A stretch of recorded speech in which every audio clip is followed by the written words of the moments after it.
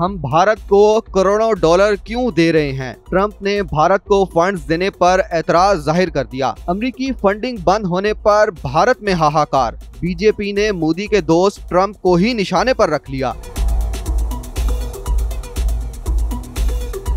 अरबपति Elon Musk की सरबराही में चलने वाले अमेरिका के डिपार्टमेंट ऑफ गवर्नमेंट एफिशिएंसी ने भारत में वोटर टर्नआउट बढ़ाने के लिए दी जाने वाली 21 मिलियन डॉलर की ग्रांट मंसूख कर दी है। इस फैसले के चंद दिन बाद अमेरिकी सदर डोनाल्ड ट्रंप ने इस इकदाम का दिफा करते हुए सवाल उठाया कि अमेरिकी टैक्स दहिंदगान के पैसे भारत पर खर्च क्यों किए जा रहे थे। सदर ट्रंप ने कहा, हम भारत को 21 मिलियन डॉलर क्यों दे रहे हैं? इनके पास खुद बहुत पैसा है। वो दुनिया के इन ममालिक में शामिल हैं जो हम पर सबसे ज्यादा टैक्स आयद करते हैं। हमें वहां बमुश्किल दाखिल होने की इजाजत मिलती है क्योंकि इनके टैरिफ बहुत ज्यादा हैं। अमेरिकी सदर ने मजीद कहा कि मैं भारत और नरेंद्र मोदी का बहुत एहतराम करता हूं, लेकिन हम वोटर टर्न आउट के लिए भारत को 21 मिलियन डॉलर क्यों दे रहे हैं?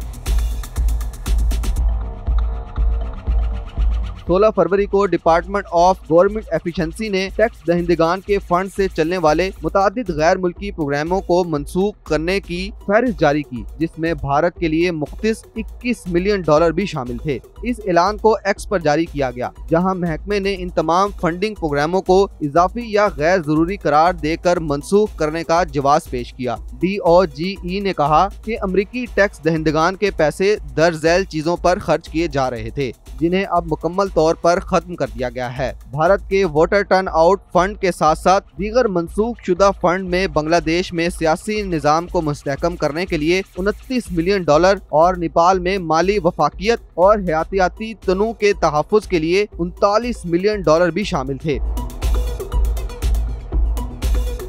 बीजेपी के कौमी तर्जमान अमित मालविया ने कहा, वोटर टर्नआउट के लिए 21 मिलियन डॉलर, ये फंडिंग यकीनी तौर पर भारत के इंतखाबी अमल में बैरूनी मुदाखलत है। इसका फायदा किसे पहुंच रहा था? यकीनन हुक्मरान जमात को नहीं। मालविया ने दावा किया कि एक बार फिर कांग्रेस पार्टी और गांधी खानदान के करीबी साथी जॉर्ज सोरोस का साया हमारे इंतखाबी अमल पर मंडला रहा। बीजेपी तवील अरसे से भारत में काम करने वाले गैर मुल्की NGOs और सिविल सोसाइटी तंजीमों पर शुबा जाहिर करती है। मालविया ने 2012 में इस वक्त की कांग्रेस हुकूमत के दौरान भारतीय इलेक्शन कमीशन और international foundation for electoral system के दरमियान दस्तखत शुदा मायदे को भी निशाना बनाया है, जो मुबैना तौर पर जॉर्ज सोरोस की ओपन सोसाइटी फाउंडेशन से मुंसलिक थी। इनके मुताबिक इस मायदे ने भारत के इंतखाबी निजाम पर गैर मुल्की असर व रसूख को फरोग दिया।